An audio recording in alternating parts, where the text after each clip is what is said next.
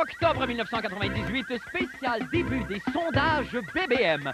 Ce soir à l'émission, Elton John interprète toutes ses chansons et la princesse Diana, ressuscitée, vient dénoncer son assassin qui est nul autre que, coup de théâtre, Céline Dion, qui sera ici et défendra son innocence en luttant dans la boue, nue, contre Claudia Schiffer et Michael Jackson. Ah oui, Isabelle Maréchal et Jean-René Dufort nous présentent aussi deux excellents reportages. Eh bien, bonne fête du monde et bon jeudi, mesdames et messieurs. Tout d'abord, des nouvelles de moi.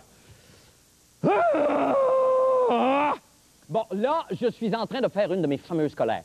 Ça paraît pas tout à fait, mais en ce moment même, je sors de mes gonds. Hey!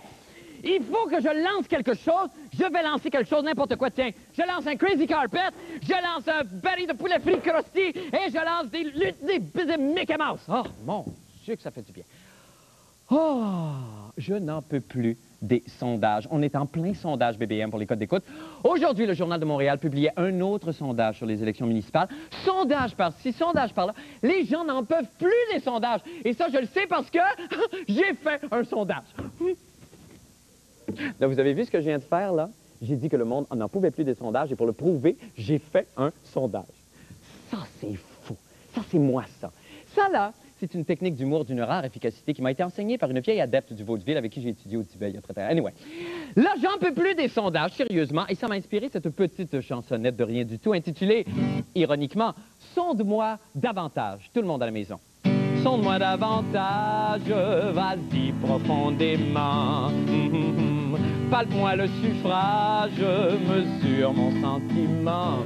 Hey, hey, hey, 17% de tous les Canadiens sont pour les condiments, sauf le poivre de Jean Chrétien. Un nain sur trois s'oppose farouchement à ce que les deux autres s'assoient-tu au restaurant. Sonde-moi davantage, vas-y profondément. Palpe-moi le suffrage, mesure mon sentiment. Les femmes au sexe préfèrent le chocolat. Est-ce un prétexte pour m'enduire la pine de Nutella? Selon une étude, les personnes âgées souffrent de solitude au moment de se purger. C'est dégoûtant, mais ça a été prouvé. Un téléphone à l'heure du souper. Que c'est le fun! C'est léger, léger, on veut savoir si ça me dérange, qu'est-ce que t'en penses? Oh, puis mange de la, sonde-moi davantage, vas-y profondément.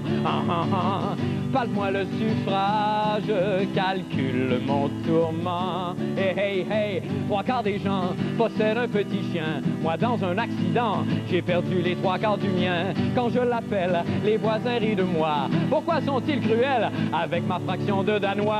Sonde-moi davantage, vas-y profondément. Parle-moi le suffrage, analyse mon penchant. Merci beaucoup. Bon, maintenant, ça fait du bien ça. Oh, ça défoule. Mon Dieu, qu'il y a du stock ici. Maintenant, pour les nouvelles de la fin du monde. Ainsi donc, l'ancien maire, M. Jean Doré, excusez-moi, je vais me passer un petit peu. L'ancien maire, M. Jean Doré, songe à se retirer, imaginez-vous donc, de la course à la mairie de Montréal. Ça... Oh mon Dieu! C'est la cantine! Excusez-moi. Je sais pas, est-ce que je pourrais avoir un petit sandwich aux œufs? Est-ce que je pourrais avoir un petit sandwich au jambon? Il vous en reste au jambon? Merci beaucoup. Que c'est fin. Merci infiniment. Moi, j'ai toujours un petit creux à cette heure-là.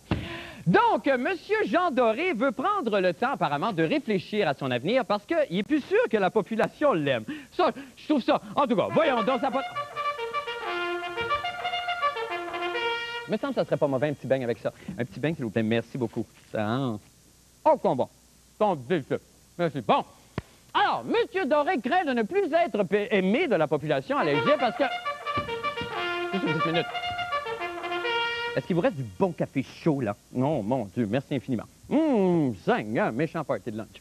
Alors, non, mais pourquoi les Montréalais ne vous aimeraient-ils plus, M. Doré? Laissez-moi penser à une bonne raison. Laissez-moi, je réfléchis 2 secondes.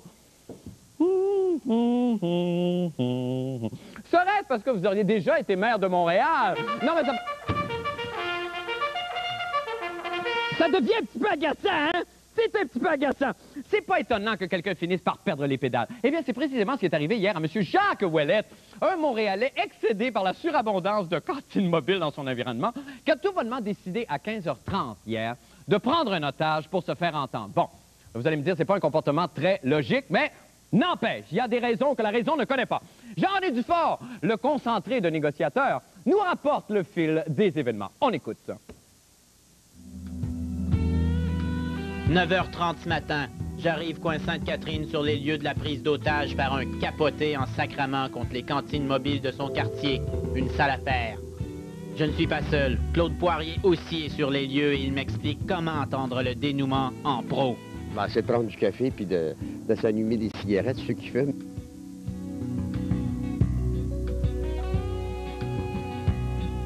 Ça négocie fort alors qu'à 10h30, le capoté tombe dans sa phase Tonka et demande à voir un camion de pompiers.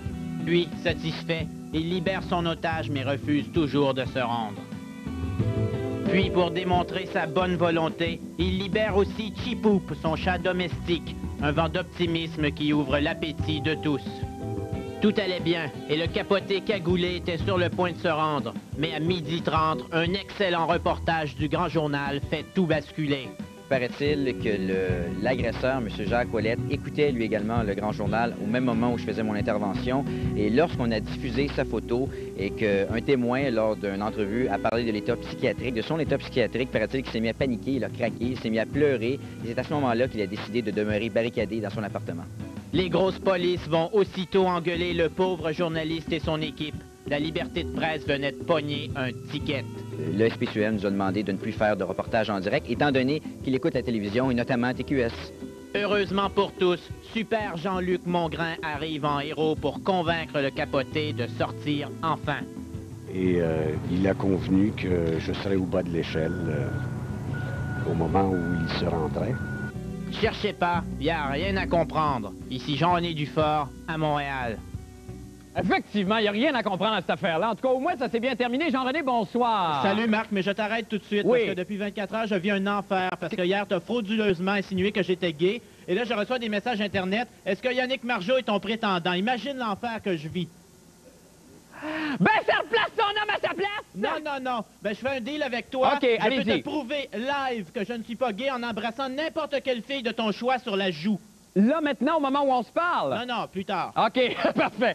Jean-René, parlons rapidement quand même de cette affaire-là. Est-ce que ça arrive souvent qu'un journaliste comme ça vienne s'immiscer dans une enquête délicate et fasse tout foirer?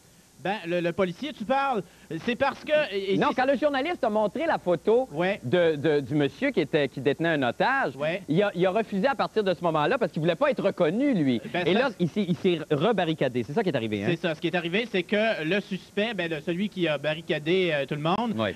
écoutait TQS et écoutait les reportages. Et les policiers ont dit aux journalistes, faites attention à ce que vous pensez parce que la condition pour que le suspect sorte, c'était qu'il soit cagoulé, qu'il reste dans l'anonymat, que personne sache que c'était lui qui avait D'accord. fait un fou de lui toute la journée. D'accord. Et là, c'en était fait de son anonymat. OK. Et c'est pour ça que même tenté, il a pas assez proche de se tirer une balle dans la tête à cause de ça. Bon. Ah, c'est incroyable. Ben, en tout cas, il a libéré son chat, ça en dit long sur son état d'esprit. Ah oui, parce que les mobiles de ça étaient un petit peu troubles, là. C'était Ben un oui, petit peu, je il a comprends. remis un communiqué après et c'était totalement C'est- anarchique. Là. Ben oui, mais c'est un gars désespéré. Il y en a beaucoup de ça, Ben, il était malheureusement. plein- il était plein de bonne volonté. Oui, merci beaucoup, Jean-René Dufort. Merci. Bye, bonne soirée. Salut, Marc. Eh bien, nous allons faire une petite pause et nous revenons avec d'autres nouvelles. Je vous en prie, restez là. Hey, checkez-moi l'air. Il faut que je lance quelque chose. Bon, qu'est-ce qu'il me reste ici? Tiens, il me reste une bouée, il me reste une pancarte « Attention, chien méchant », puis il me reste des slips bikini. Ah, ouf! Est-ce encore là une de mes fameuses colères? Non! C'est mon imitation des députés à l'Assemblée nationale hier, durant la période des questions.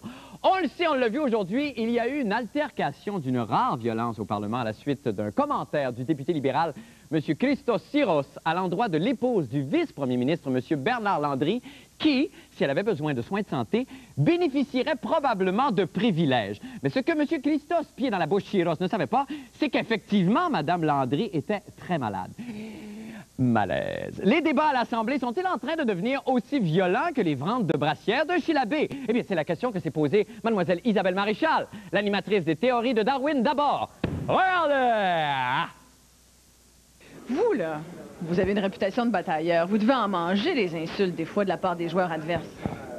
Oui, toujours. À toutes les games. Tu veux savoir lesquels? Gros niaiseux. Meathead. No brain. Ouais, faut pas se prendre ça personnel. Souvent, quand un joueur va déranger un gardien de but ou un joueur, c'est pour essayer de le sortir de son match, de le déconcentrer. Mais justement, à espérer une réplique pour un coup de bâton, un coup de poing dans le visage.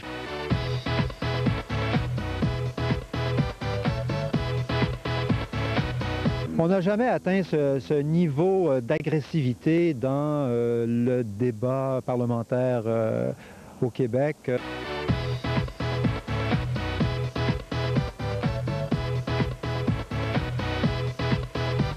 Oui, mais les péquistes ont déjà fait ça par le passé quand les libéraux étaient au pouvoir. Ça, c'est une tactique, c'est-à-dire on harcèle constamment un ministre en particulier, on le cible, et pour tenter de le déséquilibrer, lui, déséquilibrer Ouh, la fête du monde en bref! Pour une 23e année d'affilée, l'Association des consommateurs présente son magazine spécial Jouets afin d'éclairer les parents sur l'achat de bébelles pour les petits à Noël. Ce guide, en plus de permettre de vraiment bien cibler les jouets qui correspondent au goût des enfants, indique ceux qui valent la peine d'être achetés, soit à cause de leur grande qualité éducative, soit à cause de leur durabilité, et dénonce aussi ceux qui sont non recommandables et qu'on regroupe dans la catégorie poubelle. La palme pour la pire bébelle de l'année est décernée cette année à la poupée Déranger Lessard, une catin très laide, actionnée par une petite corde qui dit plein de niaiseries, conçue à l'image du douteux candidat du parti Équipe Bourque, et mise sur le marché pour faire sa promotion. Si les autres, peut-être qu'il y en a quelques-uns ici. Si les autres, là, ils sont pas ici. Si les autres, peut-être qu'il y en a quelques-uns ici. Si les autres, là, ils sont pas ici. Si les autres, peut-être qu'il y en a quelques-uns ici. Si les autres, là, ils sont pas ici. Je suis un homme humain. Je suis un homme humain. Je suis un homme humain. Je suis un homme, madame, respectueux. Je suis un homme, madame, respectueux. Je suis un homme, madame, respectueux. Je suis un homme, madame. Alors, c'est ça. La mopette finit éventuellement par péter au bout de seulement quelques usages où est élu conseiller municipal, là, ce qui finalement revient au même. Monsieur Jacques Parizeau, l'ex-premier ministre du Québec, semble être revenu sur ses positions face au gouvernement péquiste de M. Lucien Bouchard, à qui il avait reproché, on s'en souvient plus tôt cette année, de ne pas assez parler de la souveraineté. En effet, le beau Jacques est apparu hier soir à l'émission Le Point avec des verres fumés, toiles, là, complètement cool, men in black, ah oui donc. Veut-il se rallier les faveurs de la majorité à la veille de la sortie de son livre? Cette petite plaquette intitulée « Une bouteille à la mer », regardez ça, c'est épais. On ne le sait pas. On ne le sait pas. Mais on peut toutefois trouver que le hasard fait bien les choses. Surtout qu'hier, en plus, il avait convoqué la presse au bassin du parc Jarry pour un lancer symbolique d'une bouteille à la mer. Bon. Mais c'est toutefois un Jacques Parizeau confus qui est apparu devant les journalistes. Et plutôt que de lancer la bouteille à la mer, il l'a pitchée à sa mère. Et vieux Soulon. Eh bien, il sème la joie dans le cœur des enfants, mais devient tout mou quand on le laisse au soleil. C'est Crayola Tétro et sa chronique des sports. Salut.